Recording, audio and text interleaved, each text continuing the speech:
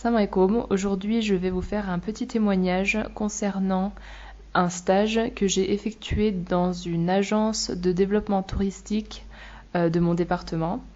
Donc c'est une structure régie sous forme d'association et qui a un statut semi-public, voire public. Oui, public puisqu'il est financé par le Conseil général.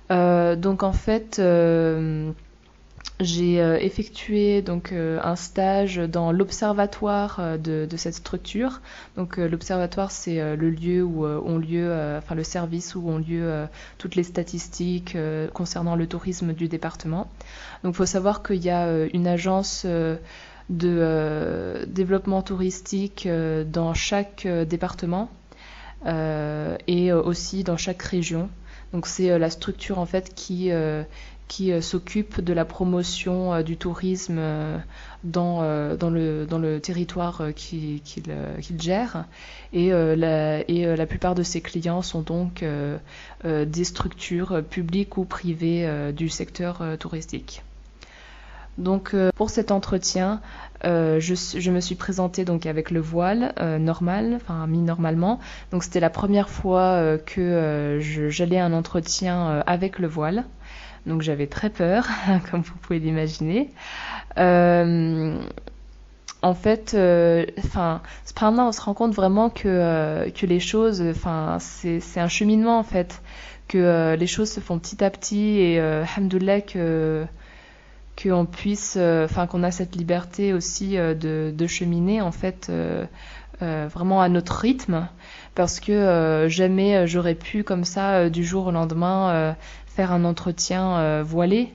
C'est vraiment en fait mon cheminement et puis ma conviction petit à petit que c'était tout à fait possible de travailler avec son voile qui m'a amené petit à petit à porter donc d'abord le voile à l'arrière, le turban, etc. Et ensuite le voile. Donc en fait, pour la petite histoire, en fait, j'étais devant mon miroir en train de mettre le voile donc à l'arrière comme d'hab. Et puis j'arrivais pas, j'aimais pas en fait. À chaque fois je recommençais, je trouvais que c'était pas bien comme je voulais. Et à la fin, au bout de la énième fois que je l'arrangeais, je me suis dit c'est bon, j'en ai marre, je vais le mettre normal. Au moins je vais pas me prendre la tête, ce sera bien fait tout de suite et ce sera comme je le veux. Et voilà, j'y suis allée comme ça du coup et je ne regrette pas. En fait, une autre chose qui m'a aussi convaincue de le porter tel quel, c'était une réflexion de mon mari qui m'a dit, tu sais, subhanallah, ton destin il est déjà écrit, Allah subhanahu wa ta'ala il a déjà réservé les choses pour toi, et du coup quoi que tu fasses en fait tu auras ce pourquoi Allah t'a destiné.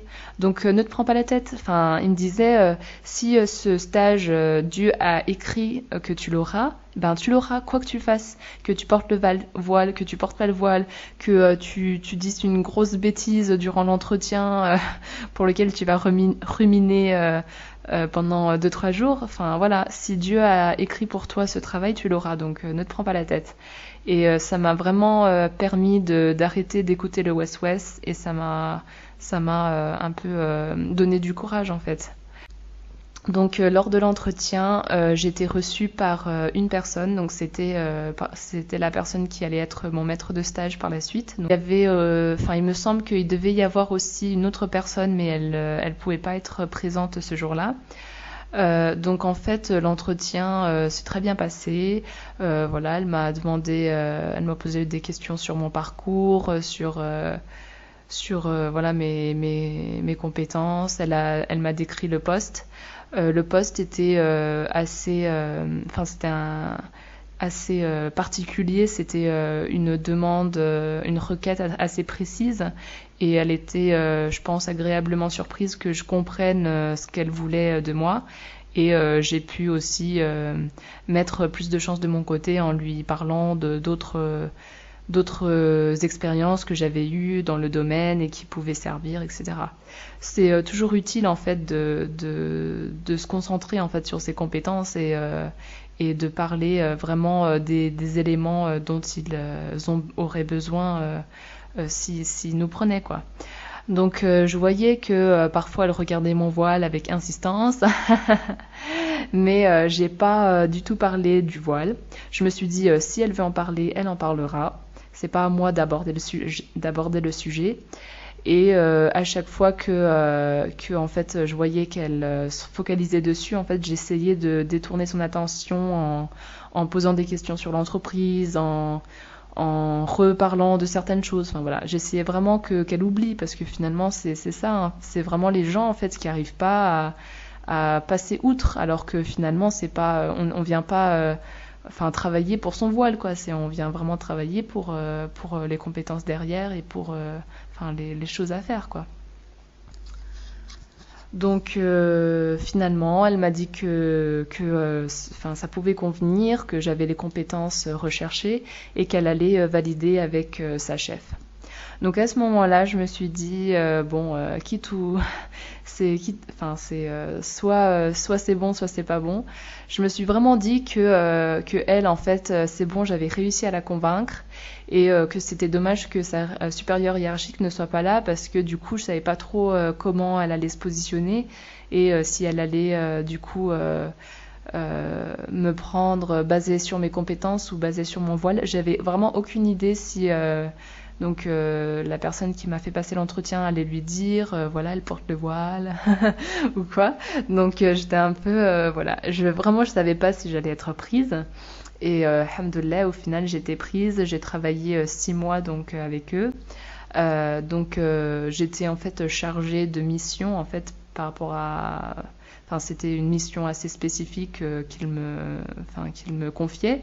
Donc, je m'en suis chargée de A à Z.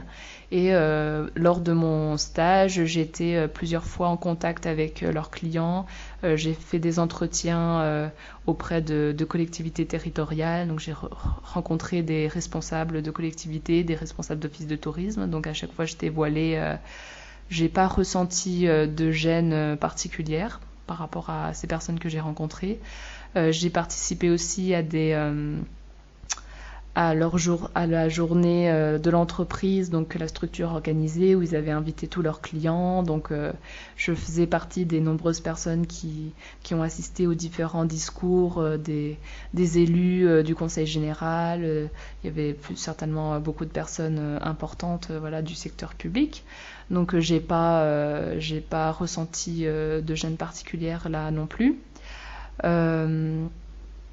Le directeur de la structure aussi s'est montré très tolérante et ouverte à mon égard.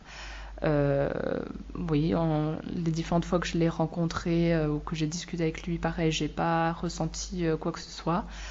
Pour les collègues, j'ai pas ressenti quoi que ce soit non plus.